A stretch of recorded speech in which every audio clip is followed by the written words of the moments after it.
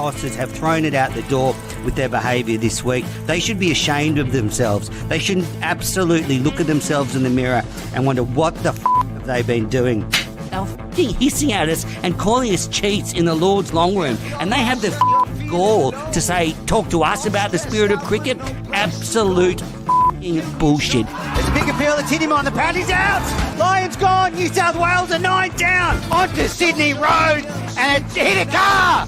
Oh, I think it's hit a car! What a way to bring up your 50! All you want is to leave it all behind.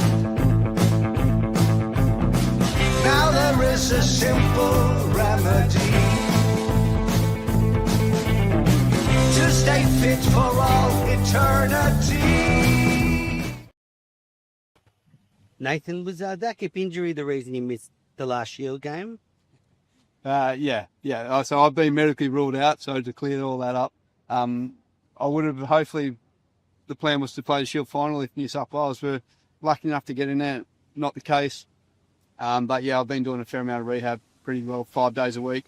So yeah, that's the reason why I didn't play the Shield game. I love playing cricket for New South Wales and state cricket. So any opportunity I'll play that. So, but saying that, the F1 was pretty good. There's some commentary that the communication between the states and national contracted players isn't quite what it should be sometimes. How have you found it? My communication is perfectly fine with or CA with New South Wales, and it'll continue to be like that. Hello, everybody, and welcome back to Cricket Unfiltered. I am Menners, and that was me quizzing Nathan Lyon on the recent controversy around the omission of him playing in that last round of the Sheffield Shield. Joining me is, of course, Damien Watson. Damien, what did you make of those comments? Hello to you, Menners, and hello to all of our loyal listeners and viewers as well. Well, look, he obviously is pretty forthright. Do we take it on face value, Menners? Look, I think it's a little bit... Look, it's hard to know what's true and what's not. He said he's had more injuries recently. He did that hip injury not that long ago. He's a bowler, so maybe it's more toll on his body playing back-to-back games than it would be on, say, Usman Khawaja. But I think the sort of overall logic sort of transfers across from Khawaja to Lyon that, look, if you're going to be able to play the final, maybe you should play the game before that could actually get you there. That's what doesn't make sense to me. Unless his logic is, if I conserve the body, so conserve the, any tightness that he may have, he'll be in ship shape for the final. That's the argument that he could make, I guess. Yeah. And I think the difference between him and Khawaja doesn't seem, at least on the face of it, that there's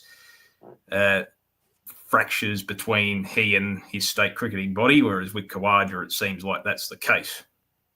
Yeah, a couple of years ago, Lyon played a lot more Shield cricket than he does now. But look, he's just as much in the same situation as Khawaja, where it seems like they play most of the home Sheffield Shield games where they don't have to travel, and then they tend to miss the ones that are away. Look, I really like Nathan Lyon.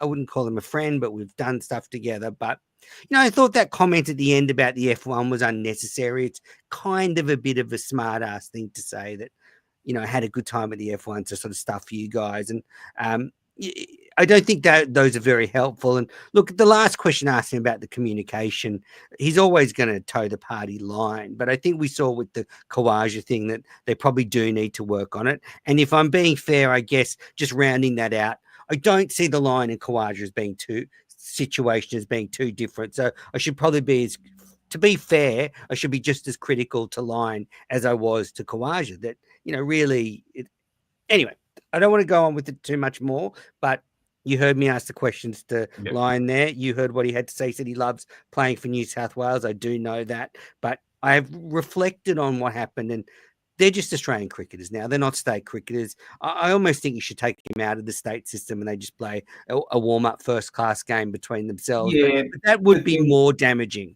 Correct. I was just going to say that'd be more damaging because they're not going to have as much long-form cricket under their belt, and everyone loses out there. So, you sometimes have to make compromises, particularly with players that are getting older. But, yeah, I don't know. I think if you're available for selection and you're not injury hampered to the point where it's going to affect the team's performance, I think you play. I think you've got to have that want to play, Metters. Maybe I'm old school in thinking that way, but does it show maybe – I'm not necessarily questioning their willingness to play, but, you know, is it maybe a reflection of the workload of a lot of the players nowadays that they've got to take some time out at some point and they take any opportunity to now?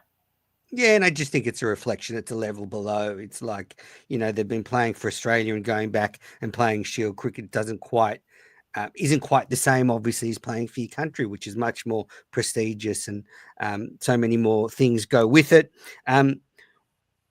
We have a big show tonight. I mean, it's the end of the cricket season, but there has been a lot of news in the last week. There's been retirements. There's been an epic Sheffield Shield final. There's been a confirmation of the schedule of the summer coming up. And I've got some great news. And they've announced the contracted player list for the next year, which, whilst not being the be-all and end-all, it does give you an indication of where the selectors' minds are at the moment with certain players. So for a sort of early April podcast, a lot of juicy news to get into. Just wrapping that line and Khawaja news up, the Daily Telegraph is reporting that there are going to be talks between Khawaja and Queensland Cricket to try and save the situation after what happened. So, look, let's hope that all ties up nicely and we see Khawaja play a couple of games for Queensland next year before his career comes to an end. But the whole thing, I think, was contrasted by what we saw at the Shield final with the passion from the fans and passion from the players for that level of cricket. So I guess that's how you've got to frame the criticism of Lyon and Khawaja. You know, Damien, you and me are like those mad people at the Adelaide Oval running on at the end because they've won the Shield. You know, that would be you or I if we were from Adelaide. So, you know, that's why I guess we view Khawaja and Lyon as a little bit disappointing in not playing. All right. Let's get into the first cricket headline. 7 minutes into the podcast. It's a good start. So the contracted player list has been announced from Cricket Australia. And look, there's 3 changes from last year. In comes Sam Constas, Bo Webster and Matt Kuhneman. Out go Sean Abbott, Aaron Hardy and Todd Murphy. Now, I did ask George Bailey about the omissions. G'day, George. I was just wondering what the reasoning was for Aaron Hardy dropping off the contract list this year. Yeah, well, I think all 3 guys that dropped off, Aaron, Sean Abbott and Todd Murphy, are all in some ways stiff. I think that the balance of trying to get the list right with a balance of skill sets across it, trying to reward some past performance, but also with a view to what you may have coming up with the balance of whatever formats are coming. So clearly we've got a T20 World Cup year. There's, Test cricket's always a very high priority. I think there's only 6 one-days for the next 12 months for us. So I'm just trying to fit all that in. But I think, collectively, those 3, the messaging's been pretty consistent that they're, despite not getting a contract, they are still valued and they haven't necessarily dropped in specific formats in a pecking order, if you'd like to call it that. But it's just trying to fit everyone in. But I certainly think those 3 and probably a couple of others, as we have seen in the past, and particularly when there are heavy T20 years, are every chance to be involved in squads and games throughout the next 12 months. Yeah, so I think the main thing there to take away from it is, they've got to try and fit sort of all 3 formats into this year of contracted players, because there's a T20 World Cup next February, March within this contract period. Damien, what did you make of the decisions with the contracts? Yeah, I think it's ultimately, you mentioned that they wanted to fit in 3. It's probably more favoured to 2. That's what I gleaned from those comments. I think the one-day internationals seem to be fading away, at least when you're not in the World Cup sort of preparation mode. ODI World Cup preparation mode, it does fall off a cliff a little bit, hence why, and I can understand why they've dropped Hardy off to a degree. And look, Aaron Hardy's still relatively young, Metters, so I think he gets his chance again, potentially down the track if he shows enough form at domestic level. I think, is it the end for Sean Abbott potentially? 33 years of age. Do you think he could work his way back in? Had that great run of form at domestic level going back about 4 or 5 years ago during the COVID period with both the bat and the ball. So certainly was capable in that respect. But given he's 33 and we know what Cricket Australia are like, I know there's been exceptions over the years, but they do tend to favour more of the youth these days in terms of development. Do you think he can work his way back in realistically? Look, I think there's every chance we see Sean Abbott play for Australia this year in white ball formats. George Bailey did speak about sort of the next crop of fast bowlers, and he spoke about Lance Morris and Jai Richardson as being two they've really earmarked for that test side. But obviously that could transfer across to white ball formats. So that Morris and Jai Richardson both got contracts, whereas Abbott didn't. So look, I can still see Abbott playing for Australia, although he's not contracted. But I agree with you. Look, we're coming to that period, as you say, he's 33. But I guess to contrast that, I mean, Boland didn't make his debut till around the same age, I think. True. 33, 34. So there's every chance we see Abbott. But you're right. I think definitely in that test side, they're looking at the extra pace of Morris. And what we've seen from Richardson already in Test cricket has been really quite phenomenal.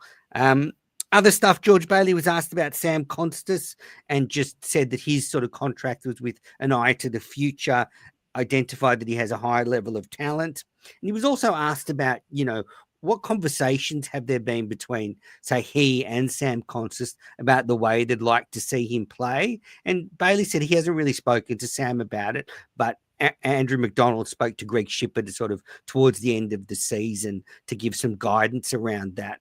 But I like Sam Constas being given a contract. I think he showed enough in that little taste of international cricket, and I'd like to see him move into the other formats as soon as possible.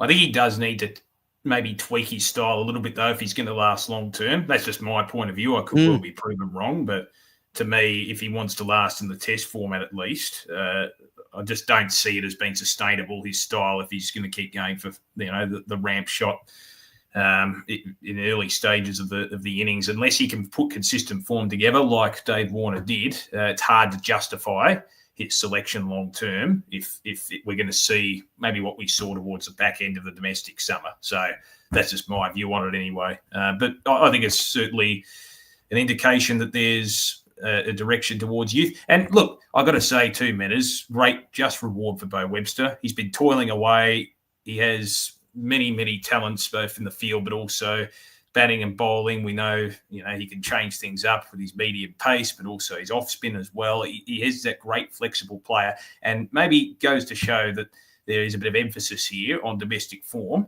allowing you to obtain an international contract. So really rapt to see Beau Webster get his just rewards. Oh yeah, absolutely. I totally agree with that. He earned that contract, and what we saw of him at test level, he certainly looked comfortable there. And I actually don't buy into the theory that when Cameron Green comes back, that means Beau Webster's straight away gone, because I think what we saw before Green got injured was him batting higher up the order, and I think they'll want to bat him, in that 4 or 5 spot. Yeah. He was at 4 when he got injured. So they want to keep him around there. And Webster's batting at 6. So I still think Webster's got a lot of test cricket ahead of him. They also gave a contract to Matt Kuhnemann, so he was preferred over Todd Murphy. So not great for Todd Murphy, but not a surprise. He didn't play in that second test match in Sri Lanka. So the selectors must have preferred Kuhnemann there, and then we see him getting a contract. Bailey also mentioned that Kuhnemann could be very useful in the West Indies. There's 3 tests there in the middle of the year, and those pitches can be quite slow and turn. I also think I don't think Lyon's spot is in jeopardy in any way, but I do think we have a genuine challenger now to his spot with Kuhnemann that I could see if Lyon really is struggling in a test series, I could see the selectors now going, we'll give Kuhnemann a go in the next match because he offers something different. So I think it's a huge endorsement for him, and I'm so glad after what happened to him with the whole controversy around his bowling action, he's been rewarded with a contract, and I think we'll see bright things from Kuhnemann over the next sort of 10 years at international level. I agree with that, and I think it's a case too maybe to a degree, Todd Murphy hasn't stood out as much at domestic level because we've seen Fergus O'Neill in the Victorian side take the mantle as being that main wicket taker. He's put his name up in lights, and Murphy has maybe dropped back a little bit in that respect. Maybe that has, even if it's a perceptive thing, something to do with it in terms of him not being as up in lights at domestic level. I don't know. It's just a theory. Yeah, it's not a bad one. I haven't seen enough of Murphy bowl this summer, but I just think Kuhnemann, we've seen it at international level, left arm finger spin is just much more challenging. Yeah. So I think, yeah. Anyway, good contract for Kuhnemann. Also, I guess one contract that's been spoken about is Mitch Marsh's, and George Bailey made some commentary around, Mitch Marsh being in the frame for the Test matches next summer because of how well he plays against England. And Mitch Marsh, historically, he doesn't score runs against anyone else but England. I mean, we saw that fantastic 100 at Headingley in 2023. If you go back to even 2017, 2018, when Australia smashed the Palmers 4-0, Mitch Marsh scored 200s. I don't know if you remember, Damien, Mitch Marsh and Sean Marsh were batting at the SCG together, and one of them brought up 100, and they stopped to hug, and they almost got run out. They stopped to hug in the middle of the pitch, and they almost got run out because the ball wasn't dead. So anyway, Mitch Marsh has historically destroyed England. I personally think Mitch Marsh's Test days are behind him. But if you're George Bailey, you can't say that. You can't say, I don't think we'll ever see him in the baggy green again. That would just kill a player's soul. So you've got to say, oh, he could be suited to next summer.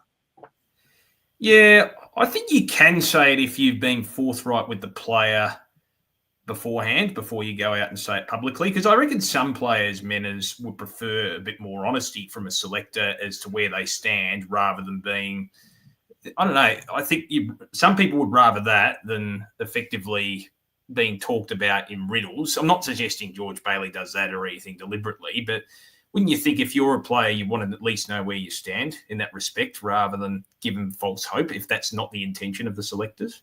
Look, I think if you're a selector, you probably can't ever draw a line through someone. Look, I think if you're a good selector, you've always got to bear in mind a story like Usman Khawaja, who 3 or 4 years ago you would have thought he's never going to play another Test match. Would have been having a conversation when he wasn't in the side, would go, oh, Khawaja's never going to play for Australia again. And then through some, fortuitous things, he finds himself back in the Test match team, and he's scoring a lot of runs. So I think you shouldn't write somebody off. True. And so that's where I'm like, if I'm George Bailey, I hope Marsh is beating the door down next summer, because then if I've got to pick between Webster, Green, Marsh, Inglis, well, that's some good headaches to have. Yeah, exactly. Having right. a bit of a coughing fit. My look, apologies. that's all right. So that was the contracted players announcement. I guess the marquee events in this contract period are the Ashes and that T20 World Cup early next year. So we'll see how those players deliver. But overall, I don't think it was a very surprising contract list. It's pretty much mirrors the way they've been selecting teams recently. I guess a couple of players unlucky. Nathan McSweeney, he must have gone pretty close. Cooper Connolly played all 3 formats for Australia in the last 6 months. He must have gone close. But, the way the system works is that you can get selected and you can then earn a contract just by playing games for Australia. So I think with the amount of cricket Australia's got, we'll see, a couple of players like a Hardy or a Connolly do that. And I do think, Menners, even if we are approaching a World Cup in one of the shorter formats, there's still that tailoring towards Test cricket and having good Test cricket form, because it takes more out of the players. It's more demanding from a scheduling point of view. I think if you are a very good Test player, you're more suited in line to be a contracted player as well. And that's been traditionally the case, I think. Yeah, agree. All right, that is the contracted player list announcement. Congratulations to all the players that got a contract. Happy days. So the players that missed out will get paid by their states for the next year, which is not quite as lucrative, but still. What's the differential, Menners, do you know, in terms of average between domestic and international? Oh, I think there's hundreds of thousands of dollars difference between them. I think you're right. Because the way the Australian contracts work is, I think there's quite a big difference between what someone like a Constas will get as opposed to what Cummins is getting. So I think, but I imagine the gap between what Constas is getting and sort of one of the highest earning state players being a couple $100,000. That's where I'm sort of thinking. Yeah. Not bad. Look, and he deserves it. Smash boom, we're all over the place. All right, we're going to take our first break for those listening on the podcast. Then we'll be back to talk about an epic Sheffield Shield, the final, and the upcoming fixtures. Welcome back to the Cricket Unfiltered podcast. I am Menners. I'm joined with Damien Watson. We are going through all the cricket headlines and Damien, what an epic Sheffield Shield final. South Australia won the Shield by 4 wickets. It was the highest ever fourth innings chase in a Shield final. They won on the fourth day on Saturday afternoon in front of around 8,000 people at Karen Rolton Oval, and they all stormed the field. I have to say, it was really emotional for me, Damien, watching that, because I love Shield cricket. I love the passion around it. And to see that moment where they break that almost 30-year drought and the joy, and then, the next hour or two around Karen Rolton Oval, just, magic scenes of, the Shield being presented on the balcony, thousands of people celebrating. It was beautiful to watch. Haven't seen it for a long time, Menners, and I know Tasmania have had success since South Australia's last success in 1996, but I don't think we've seen scenes like it since South Australia's last success in early 96. And we know, obviously, with Queensland's maiden title in the 94-95 summer, how that really encapsulated the passion for cricket in that state as well. But, it's the culmination of probably releasing a bit of frustration as well. I mean, they were known as the easy beats for a long period of time. Probably that self-belief was something that was lacking. I read an article, actually, a very good one, where former players and former coaches like Jason Gillespie were interviewed, and they said probably the one element was lacking was that lack of self-belief. And Ryan Harris has really instilled that winning mentality, that winning culture within his team. And I know there's a lot of players that don't necessarily come from South Australia, Menners, in that lineup. There's a population differential as well. But still, at the same time, to see the public react like they did, and we know South Australians are pretty parochial, I think it meant a lot to the South Australian public in general, didn't it? And they really do get behind their sport. In a way, I wanted to ask you this, Menners. It was held at Karen Rolton Oval. It was jam-packed. Adelaide Oval, if it had been held there, I'm sure they would have run onto the ground anyway, even there, but would it have been the same sort of spectacle? Oh, look, I've heard fit more in. Yeah, I've heard commentary from people. Yeah, I've heard commentary from people who were at Karen Rolton Oval and said that, it really worked having that intimate sort of county cricket feeling ground where everyone was shoulder to shoulder and it was really full. And obviously the Adelaide Oval capacity is like 40, 50,000. So if you get 10,000 in, it still feels pretty quiet. I did hear Ryan Harris say in the wake of the final that he still would have preferred it to be played at the Adelaide Oval. And I think if you're a player, you want to win it at the Adelaide Oval because it's such a famous ground. But in the end, I think we got a great result. I mean, those pictures that we saw were so beautiful, and it was such a magic atmosphere that, you can't imagine it being any better at Adelaide Oval than what it was. Just on your comments about the South Australia, I mean, they finished last 5 years in a row. That's how bad they were. They got the wooden spoon 5 seasons in a row. And then, they made it a slow climb. In the last couple of years, there'd been a few green shoots that started to perform better. They'd started to win games, but they couldn't quite finish the job off, whether it was within a game or stringing together wins. And then we just saw this year it all click, and it was quite superb. Let's just go through some of the details of the final. So South Australia won the toss. They sent Queensland in. Queensland were bowled out for just 95. Brendan Doggett taking 6 for 31.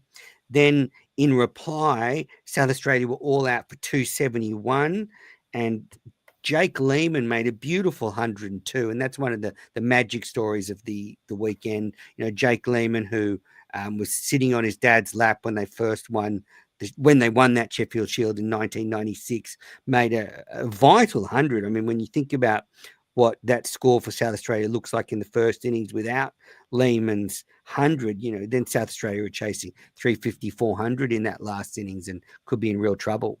To me, that was a decisive moment, Menners, of the final. They were 6 for 112, remember, at one point, and it looked like they had a lead of 17 with only the 4 wickets in hand. If they get knocked over for 150, completely different complexion of the game. It's far more even at that point, and who knows, Queensland could have run away with it or at least forced a draw of some kind. So Jake Lehmann, fantastic reward for a great season in general. There's no doubt about that, and really does highlight the contribution that he has made. He's a senior player. He's not necessarily, the absolute creme de la creme when it comes to leadership in terms of title, but I tell you what, a lot of the players do lean on him. We've seen Nathan McSweeney say that publicly, that he often refers to Jake Lehmann for advice and things like that. So a fantastic performance. And I remember watching his aggressive mode when they played against Victoria a couple of weeks earlier.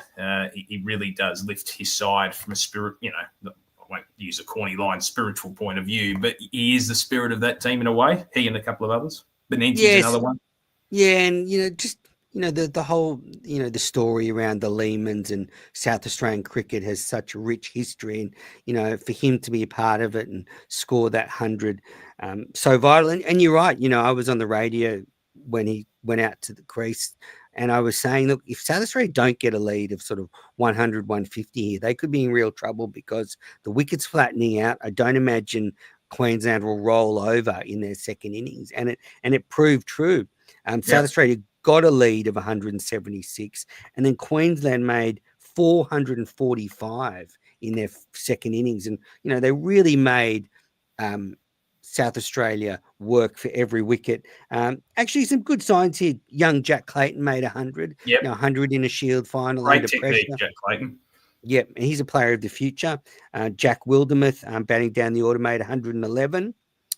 So that set South Australia a target of 270 to win. In the second innings, Doggett took 5 for 109 for South Australia to give him 11 wickets for the match, and that was enough to seal the player of the match award for him. I wouldn't have given it to him, but we'll get to that in a minute. So South Australia chasing 270, and I've got to say this was set up for a box office finish because it was, Saturday chase, set up the night before. All the cricket fans who love their Shield, I reckon, were locked into it on Saturday, and I was nervous for South Australia because 270 is, that's quite a lot of runs in the fourth innings of a game, and I've heard a few of the South Australian players say they were glad they didn't know until after they'd won that it was the highest chase in the Sheffield Shield. Ryan Harris said he heard that in the morning before playing. He was like, "Why'd you tell me that?" So I don't know who told him. But yeah, so South Australia slumped to 3 for 28. You've got Neser and Steketee with the new ball for Queensland, and they got to work. But the problem on Karen Rolton Oval is once the ball gets a little old, it's very hard to get wickets once the pitch flattens out. And so South Australia with 3 for 28. Carey joined Sanger, and then we saw a jaw-droppingly good 202-run partnership for them to take the game from the jaws of defeat. Can you imagine they'd been bowled out for 150 in front of the home crowd on Saturday? It would have been the flattest atmosphere in the history of cricket, and yet Carey was unstoppable. Jason Sanger, probably the innings of his life so far. Yep. He ended up being 126 not out. Carey made 105, and he was really unlucky. The ball that got him out was a full toss. I reckon it might have missed the sight screen because he didn't see it, and he just played all around it. And look, from there, they lost a couple more wickets, but they got their 6 down. And that partnership between Carey and Sanger was such class, Damien. I mean, the pressure on those two was immense.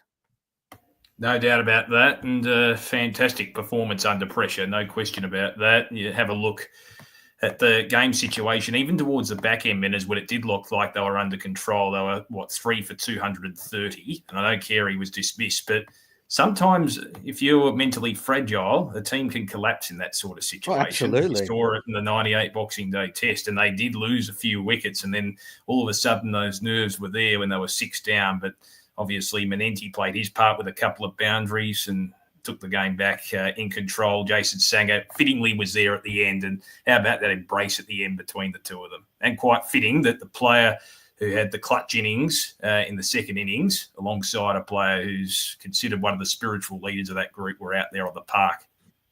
Yeah, and I think Jason Sangha should have got player of the match for that second innings 100. I think anchoring that chase, being there at the end, being not out, I think that was the real tough work. I know there's some comments in the chat that, bowlers often miss out on player of the match awards. And I don't think there's much between the performance of Doggett and Sangha, but I think when you're 3 for 28 and you need 270 to win, that's when the game is on the line. And Sangha's 126 was fantastic. And, it's, I guess, made me think about Jason Sangha's future. He's only 25. He's a player I actually know him quite well off the field, and he's played a lot for New South Wales when I was commentating. And I go back to sort of 5 or 6 years ago, he made 100 at the SCG, and Kerry O'Keefe afterwards said, this guy's got the best technique in Australia. So take out the hyperbole of it maybe not being the best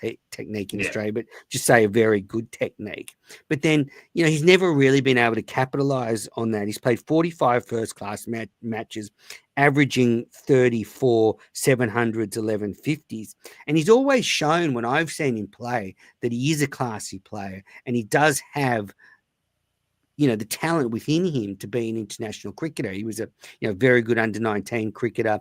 But he just hasn't quite translated that yet. But he's so young. I mean, he started at 18. He and Jack Edwards were given a bit of a free ride for a couple of years, maybe when they didn't deserve it. But, that's got a few miles in the legs. And, I can see Sangha bashing the door down over the next couple of years for Australian selection. I can't see it happening, this year. But, if he can put together a good summer next year, I think you'll see him pretty quickly be in that frame, because he's right in that age where he could slot into the middle order. And sometimes you need that watershed moment, don't you, Metters? That breakthrough, not saying it's a breakthrough 100 necessarily, because it's not his first, but at the same time, it's such a pivotal 100 in such a pivotal game. If you could conquer that with the pressure on you, it makes it easier, I think, down the track, because your self-belief just extrapolates over time, doesn't it? So I do. Yes, I heard him. Yeah, I heard him on. Yeah. I heard him with your colleagues at SEN today. He was on with Andy Marr and Andrew Gaze. So I listened to that interview, and Gaze asked him a good question about why he thinks he sort of turned a bit of a corner when he went to Adelaide. And he said that he felt when he was at New South Wales, he was riding the highs and lows of success a bit too much, that if he scored runs, he was on top of the world, but if he failed, he'd spiral. And, it was a lot more even now. And, I think of how often I've heard a young cricketer say that, Damien. I mean, you must have heard it. So often that's a mistake you make when you're young, is that you're so emotionally invested, and all you've ever wanted to do is play this sport. You go up and down with your form. But, you listen to the great cricketers, the wise cricketers, like, Steve Waugh always used to say, just stay even. Just stay even, no matter what. Whether you scored 200 or you got a duck, just be the same. And you can see that when Steve Waugh was captain, he was the Iceman in the field. And I think you could probably translate that to many areas of life, Metters. I think that happens in general, isn't it? When you're young, and you probably, would be in the same camp, and I am as well, where, when you're younger, you take things, and I'm 30 now, you still take things to heart, I think. But as time goes on, you get better and better at dealing with that. And as you said, you have that equilibrium, don't you, in terms of performance and your self-reflection, because sometimes you can be very hard on yourself if you make an error. Absolutely. What I'd give to be 30 again. All right. So on from Jason Sangha to Alex Carey, his partner at the other end. I just want to acknowledge this extraordinary form streak that Alex Carey is in. I mean, the ceiling for him as a batter has got so much higher now. I mean, he's not just one of the form players in Australia. He's one of the form players in the world in all formats. So since the beginning of the Sri Lankan Test series, in all formats, Carey has batted 9 times. He's scored 3 centuries and 3 50s, and he's averaging a lazy 82.75. And look, I wouldn't say I've got egg on my face, but I've often said that, I thought the ceiling for Inglis's batting was slightly higher than Carey's. But the way Carey's been playing now, like you could play Inglis and Carey in all Australian teams, and one of them could keep and one of them could bat. They're playing that well. Exactly. I don't know what's the reason behind this. Sometimes it is just a confidence thing, Menas. Some players just go through a purple patch.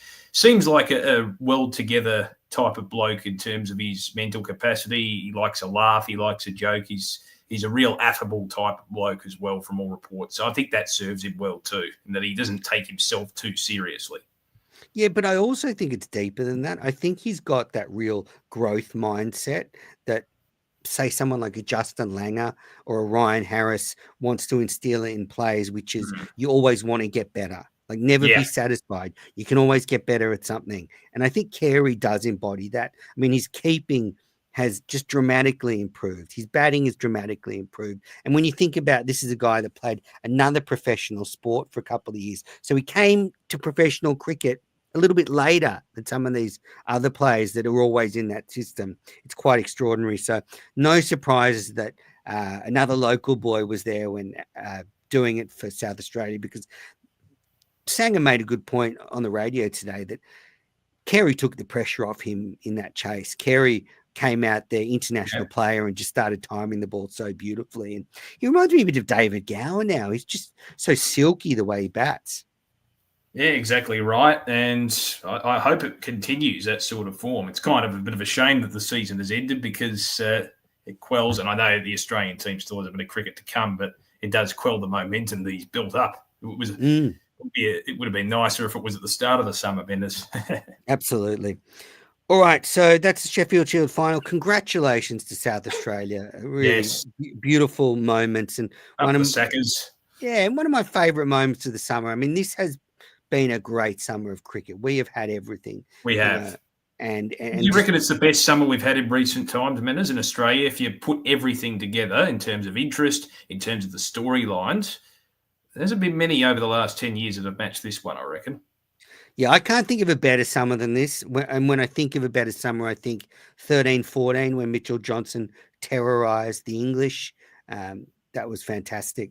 But yeah, this had everything. Do you think it would have a flow-on effect maybe to the younger generation now? Because I think there were concerns, and I think there's still pretty valid concerns at grassroots level that cricket is probably not as broadly played as it was once in the past, or as broadly followed. Do you think this changes things a little bit? I don't think it's going to change things dramatically, but I think now it's in the consciousness of a lot of young people's minds now, and maybe they do turn to cricket because of the interest that it does gain. Because sometimes when you have a weak summer, you get the feeling, oh, maybe it's waning a little bit, the sport here, but it just goes to show it still means a lot. Yeah, I think we saw this summer that cricket in Australia is as healthy as ever. Consumption is up. And I think, a lot of it is being driven by the immigration from India to Australia and their support for the game. But I also think the local affection for cricket is unmatched. We're not like England, for example, where they have football sort of running all year. And, there is a significant gap in Australia where the football codes stop and, everybody looks to cricket then. And we saw a much better Big Bash. The test matches were just insanely good. And I think we'll see next summer with the Ashes, it'll just keep getting better. All right, just wrapping up some of the Shield stats. Shield Player of the Year, Victorian Fergus O'Neill with 38 wickets. Good on him. I don't know if you saw did you watch the coverage on the last day, Damien? Because you and I both commentated on the Sheffield Shield, and the sound was sound was fucked on the TV coverage. And they had the label on the top saying we apologise sincerely for the sound or something, the absence of the sound. I think they did get, when I can't remember who the commentator was, but when the winning runs were hit, there was a line there. But I think kind of in a way, it's funny, a lot of the social media commentary was suggesting this isn't too bad watching it with no commentary. Did you notice that? Yeah, so the sound was coming in and out. And then towards the end, I think they realized, look, we're better off not talking over this if it's going to sound like shit. And so I think they did the right thing. But, you and I we've both been in similar situations.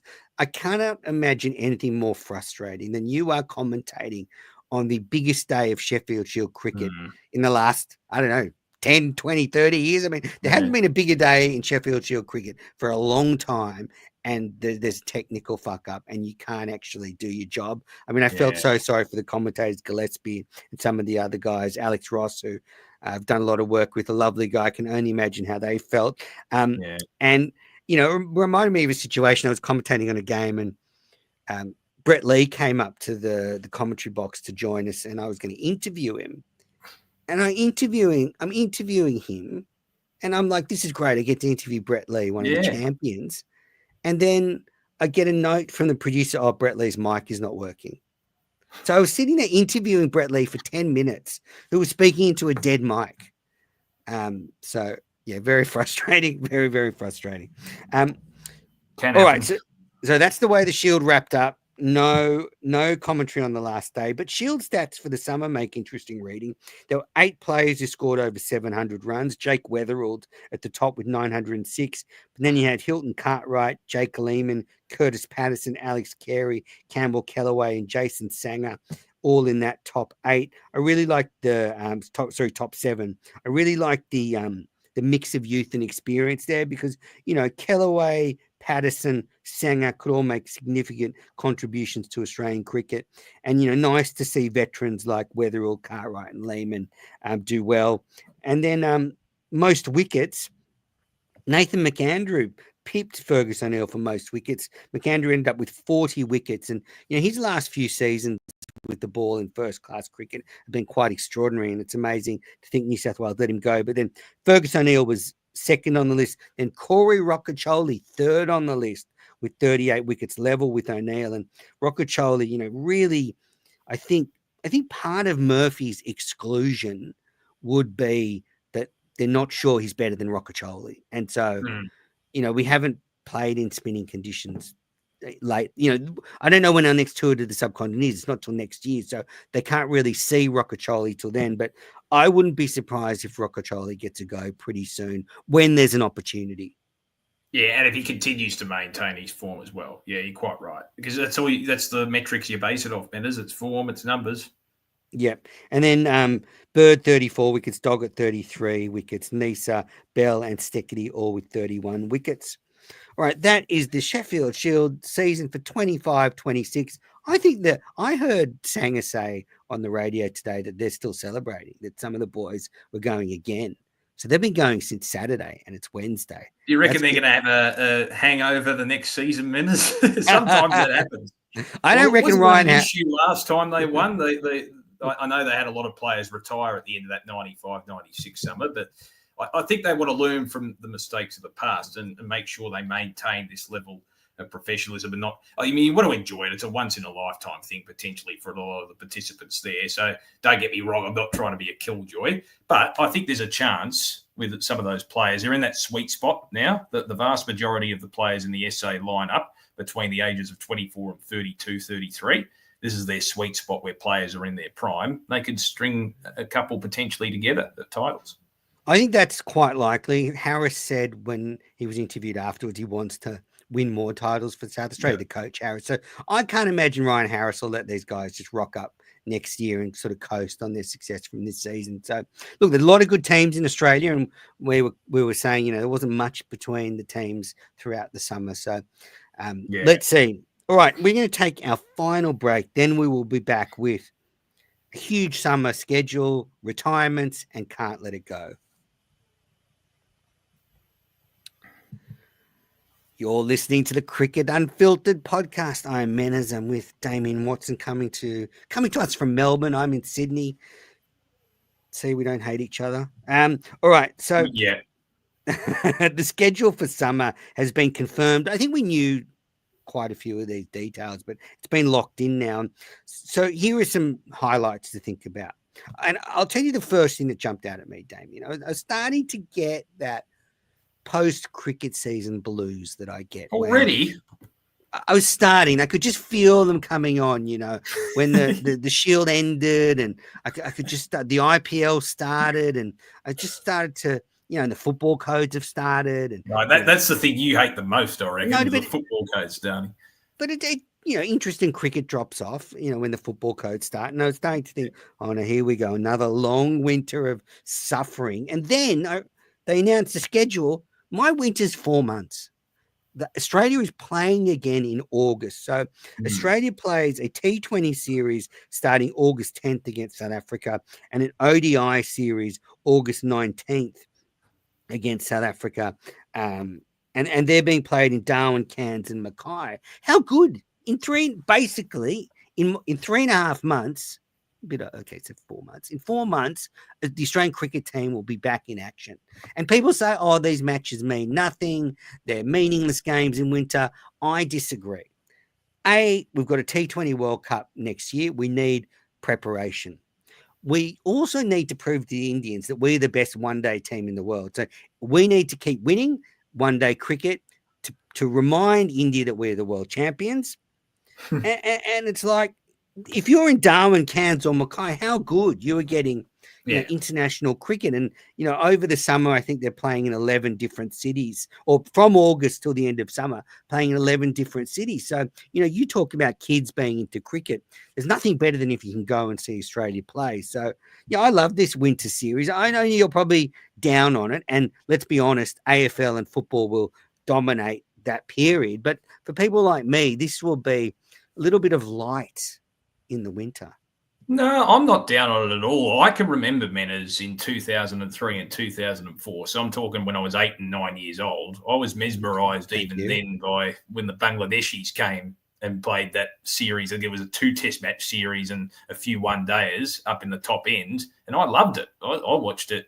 I can even remember they used to, I think Channel 9 had the rights then. This was at the time when Channel 9 had the rights to the cricket, the AFL and the NRL. So if it clashed with the AFL and the NRL, the ABC actually televised it, which was a bit of a difference for that point in time. But I used to love it then. And when the Sri Lankans came in 2004 as well, I followed it. So admittedly, I'm a nuffy just like you. But at the same time, it does breed a bit of interest there, even if it's not the same level of interest as in the middle of summer. So I think it's worth it. And the local communities do get around it too, Menners. There's no doubt about that, because they're starved for top-level sport in general in Cairns and Darwin. I mean, there's no...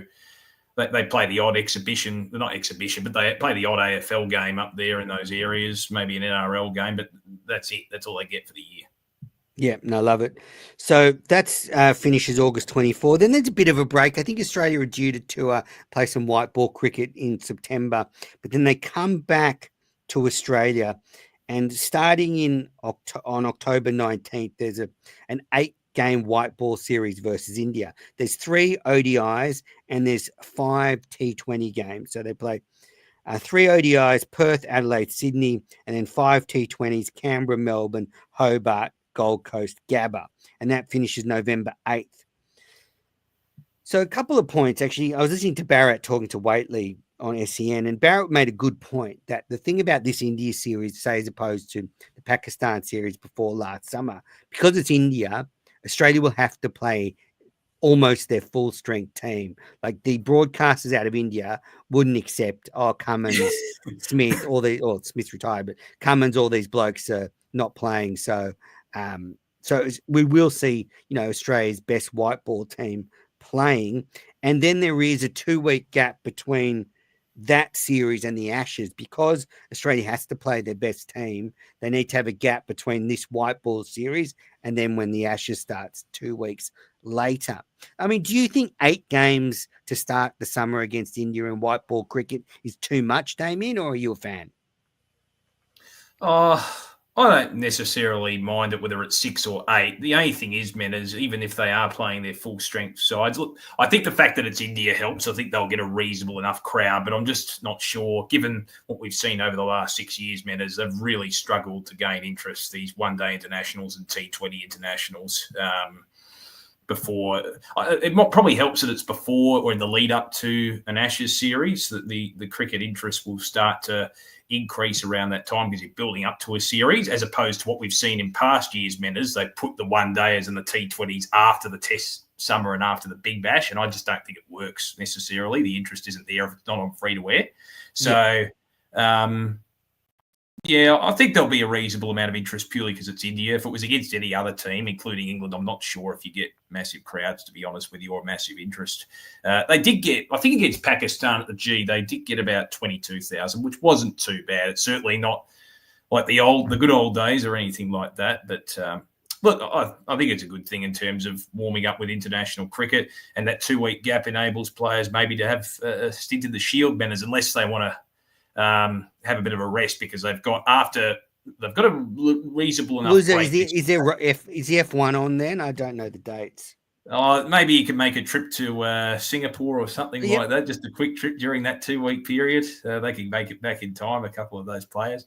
But they've got a really jam-packed schedule from the Ashes onwards, don't they? 2026 is a big jam-packed schedule for the Australian team. So I do wonder if some players will rest a little bit before the Ashes to conserve the energy. Yeah, looking at, apart from Cummins, usually the fast bowlers like one Shield game, and usually the batter's the same. They like to play a red ball game just to get in tune. So I can imagine sort of them all playing very little bit of Shield cricket. Look, I concur with your comments. Because these white ball games are behind a paywall, the local interest will be pretty dull. But the fact that it's India and they're such huge rivals now and they have such a strong local support, there'll be atmosphere and there'll be crowds. And I do think there's a pride thing now when Australia plays India, that it's a bit like when Australia plays England. There's just always something on the line. And, you know, I was speaking about it before, but, you know, with this, India's recent Division B title in the Champions Trophy,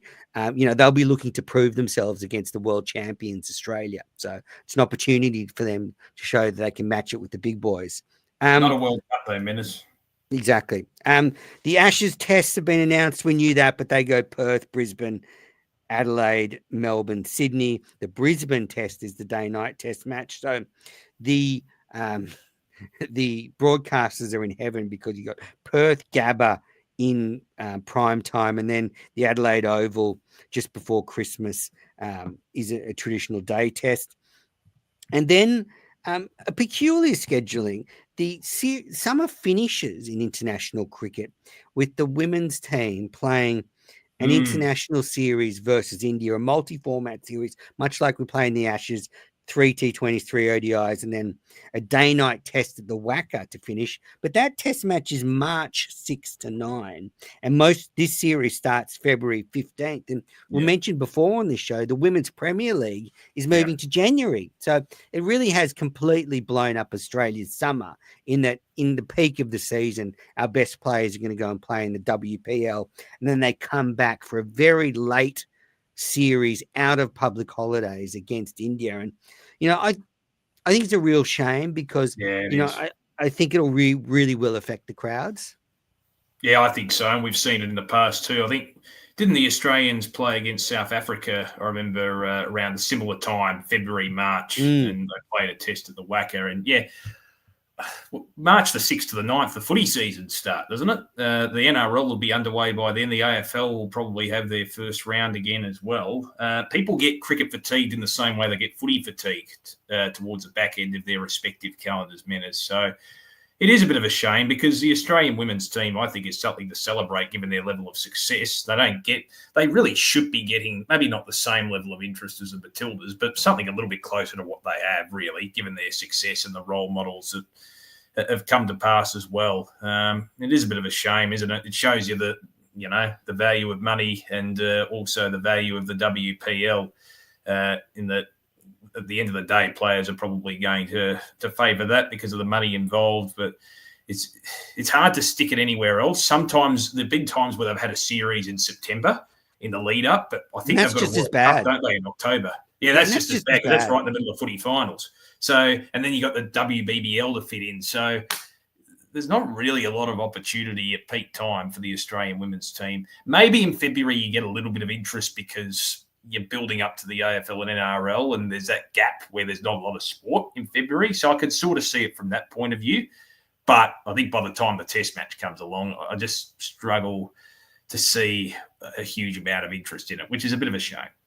Yeah, look, I think the TV ratings will be okay, but I think it'll be the crowds that really struggle. Yeah, but they'll put it on 7 Mate or whatever the minutes, and then on the main channel on 7, they'll have the AFL. Or the NRL's on free to air. So you know what I mean.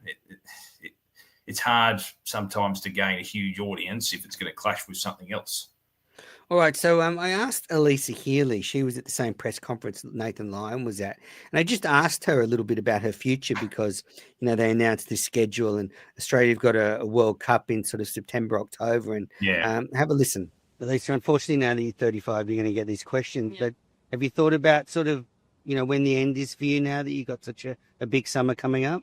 Yeah, I've been thinking about it since I was 30. I think it's been a big 5 years of answering retirement questions. But, I'm fully aware of, my place in the side, but also my place in the game and not wanting to get in the way of the future and how exciting that's going to be for our team. So just working through that in my own mind at the moment and what that looks like. But at the moment, I'm really focused on taking this team to an ODI World Cup in India and hopefully bringing back a trophy. So my reading from that is she was pretty non-committal past the World Cup in September, October. So I could see a world where she retires after that World Cup. At 35, been playing international cricket for 15 years, won everything. I mean, how many World Cups can you bloody win? It's intoxicating though, Menners. And look, if she plays well, it's hard to justify her leaving if she's enjoying her cricket. I think it's more likely it may be towards the end of the summer, potentially. Maybe she'd want to finish off the summer in the Australian colours after that World Cup. But, I see your point in terms of the romanticism of playing in a winning World Cup and retiring in that sort of fashion, potentially. But, it's interesting, isn't it? And I'm glad she dealt with the question as well in a manner which you'd like. She didn't necessarily arc up or shirk it or anything like that. No, she's very lovely. We had a chat afterwards. Elisa's been on the podcast quite a bit, and she was saying she was trying to get 100 deal to get some cricket in over the winter, but none of the 100 had any spots for her. So really? She's basically going to spend the winter in Australia rehabbing and getting ready for that World Cup. Maybe that's not the worst thing, though. I mean, I guess, she knows her body far more than I do, but maybe it's not the worst thing to have a bit of a break, given she is in her mid-30s. But then again, she might want to be battle-hardened as well and play a little bit of cricket. Sometimes it's not the worst thing either. So, I'm a bit surprised that there was no interest there. Yep, indeed. All right, let's smash through the rest of these headlines. Staying with women's cricket, Charlotte Edwards was announced as the new head coach of the England women's cricket team. No surprises there, but that does mean the Sydney Sixers are looking for a new WBBL coach. So if you want to apply, I think probably on Seek you'll see the ad. I think they have to advertise for them, so give it a crack. I noticed she had her Sixers uniform on the big announcement that the ECV made, and they had a photo of her in her Sixers uniform. That was nice. Everybody that talks about Charlotte Edwards praises her coaching, so she's got a big job ahead of her after England were drubbed over here, but let's see how she goes. Now, 2 domestic retirements, both in New South Wales, both fairly big retirements. Moses Enriquez has retired from first-class cricket. He played 4 tests for Australia, 2 half centuries, averaging 23.42. First-class career, 131 matches, average 35 with the bat. Just 13 first-class centuries in a career of about 20 years. So that's kind of unders for me if I'm really being critical. Took quite a few first-class wickets, 127 first-class wickets. They were certainly handy with the ball. And Damien, when I look at Enriquez's career, I just think kind of unfulfilled potential, a player that at times showed brilliance. And there was a couple of years there, probably going back to maybe that 17, 18 summer, around then when Enriquez was very close to the test side. And he did look like one of the best batters in the country. But, that was about it for him. After that, he faded. Before that, he didn't show much. And, in the end, he was a great servant for New South Wales cricket. But I would say kind of unfulfilled in the potential that he showed early. I think he struggled mentally for a period throughout his career, and he's been pretty open about that. So credit to him for continuing on. I think there was a period where I think he said potentially that he was thinking about whether to remain in the game or not. So I think he extended it out, considering his mindset was at a bit of a fragile point at times.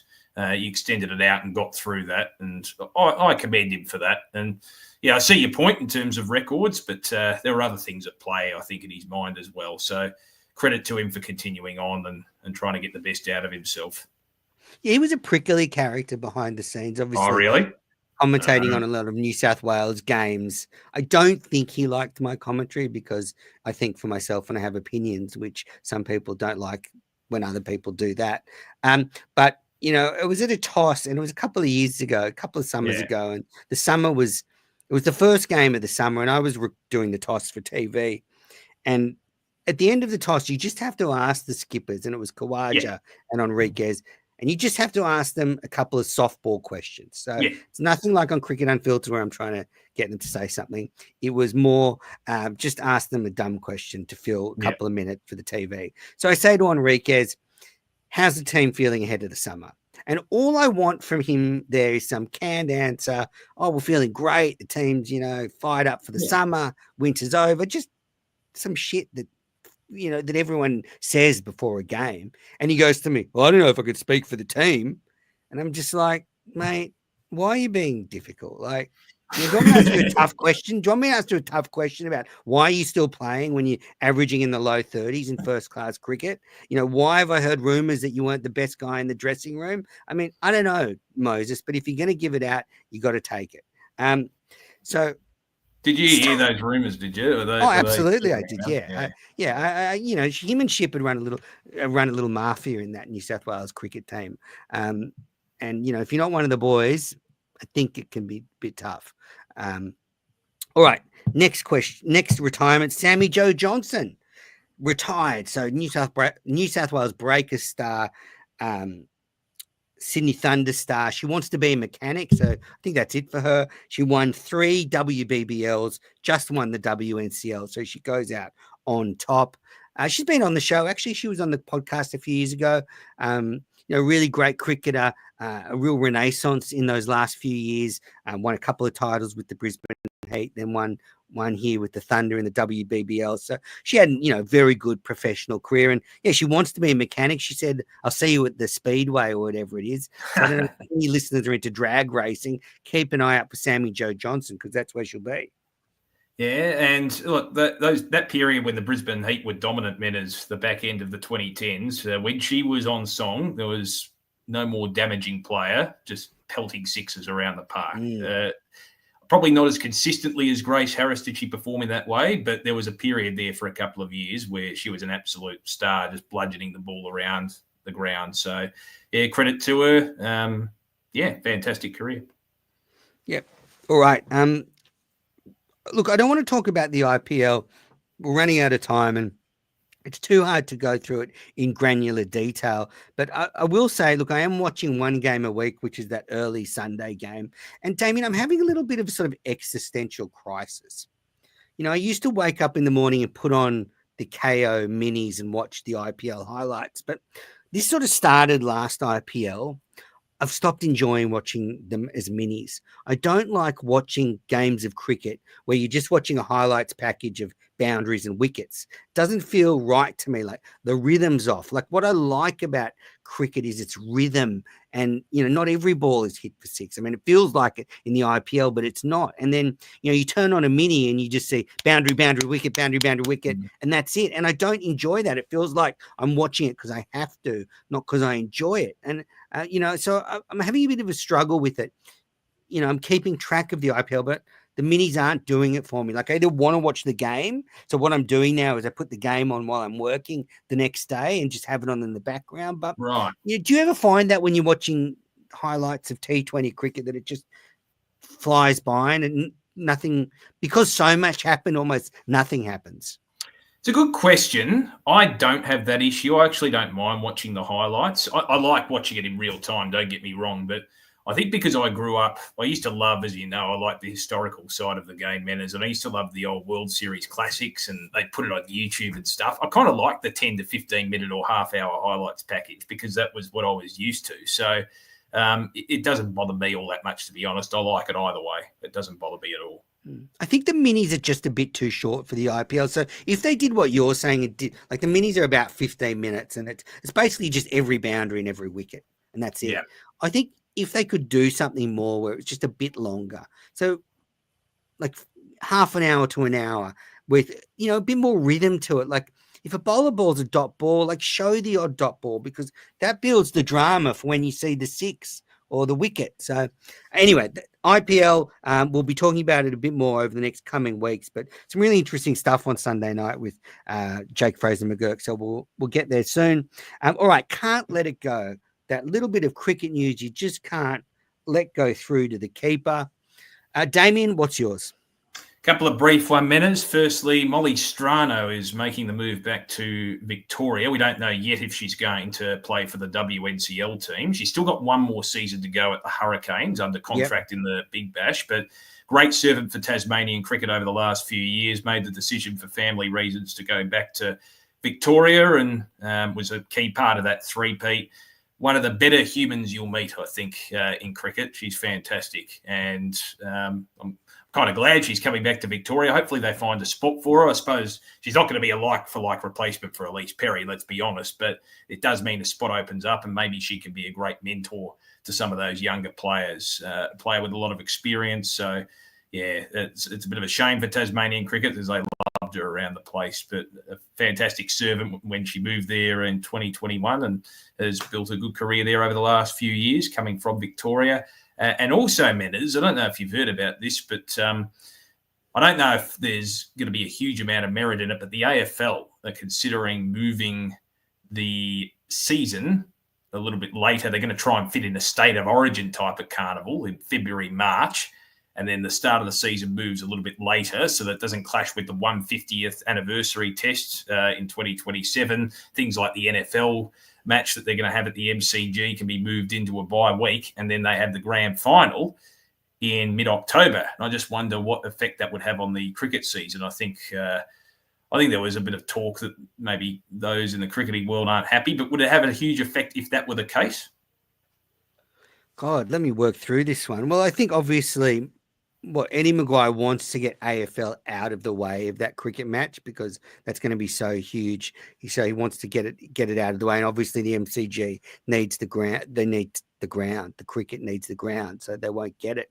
But then, you look at the push at the other end, does that mean that in October, like for example, what if the Swans make the finals and then the SCG is out of use until mid-October? For cricket, it does take a while for it to switch from footy to cricket and get the pitches right. So, there's always this great squeeze on grounds. It's going to be somewhere. I think, though, you can kind of massage it in October, November, but it will mean, like for the States, that most of their Shield cricket that next summer would be played in their second ground. So Karen Rolton Oval, the Cricket Central, Junction Oval. Like it would just mean cricket got the main grounds later. Yeah, you could probably still play them during the day, though, because most of the footy these days is played at night and they're going to entertain the thought of a night grand final in the AFL. So, maybe it doesn't have as huge of an effect. You play at those secondary grounds and you have Cricket Central in New South Wales. Victoria has the Junction. So we'll see. Interesting. I got a couple of can't let it goes. Firstly, last week you asked me my favorite Gabba memories, and I think when I sort of distilled it down, I guess the most iconic Gabba memory for me is when Dean Jones scored 145 off 136 versus England back in 1990, and he should have been run out, Metters. He was actually run out early. But it still had the dog track, and there were people sitting, on the, that's when they would let people sort of sit on the ground outside the rope, and Dino just spanked the Poms. It was a one-handed six off Martin Bicknell. Yeah, so that's one of my favorite memories from the Gabba, and so that's one can't let it go. And I love Dino, and I was watching the highlights of that innings. He was so good. I mean, the way he used his hands to hit the ball. I mean, he was so good, and his career cut cruelly short by Bob Simpson. Bob Simpson, yeah.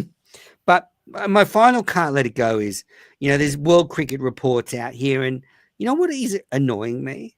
That people are surprised at where cricket is going. Anybody that has been watching cricket for the last 10 years could have told you this is the way cricket is going. More and more T20 cricket is coming. less windows for international cricket. And then you've got, people, being surprised about it now. I mean, it was the most obvious thing in the world to see coming. And everyone's like surprised about it, that it's here. Well, it's been coming for years and years and years. People have been saying it's going to be like football. There's going to be a lot of franchise cricket and then small international windows. And no shit, we're almost there. Like, we are literally, I reckon, in the next couple of years, we will see an international windows brought in and, official, kind of like an international football calendar where it's blotted out for domestic cricket and then there's spots for international cricket. And my can't let it go is, who's surprised about this? Yeah. Yeah, I know. Oh, I'm surprised that there are people who are surprised, man. It's been going that way for a while, hasn't it? Yep. Can understand 10 years ago, but not now. And I think it's one constant in life, Menners, is change, and you just got to go with it. Yeah, and the other constant is money makes the world go round. And if T20 cricket is making money for people, leagues are going to spring up all over the place. All right, well, that is it for an epic Cricket Unfiltered, a huge Cricket Unfiltered.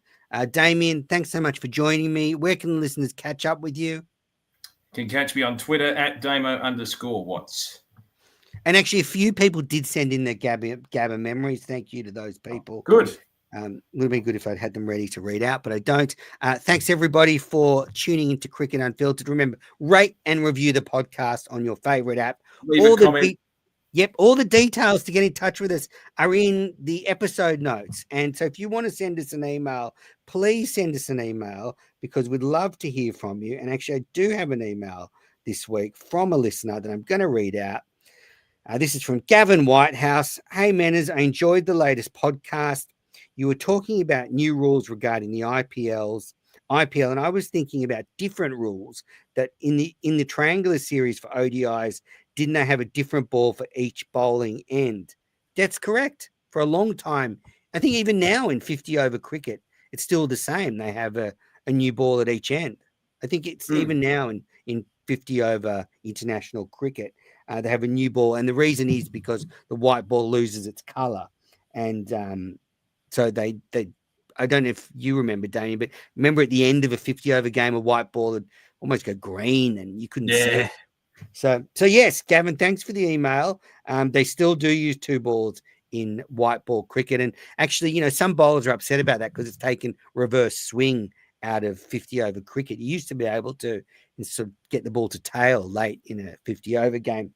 All right. So that was a live reading. Get in touch with us. Email address is in the notes. We'll be back next week.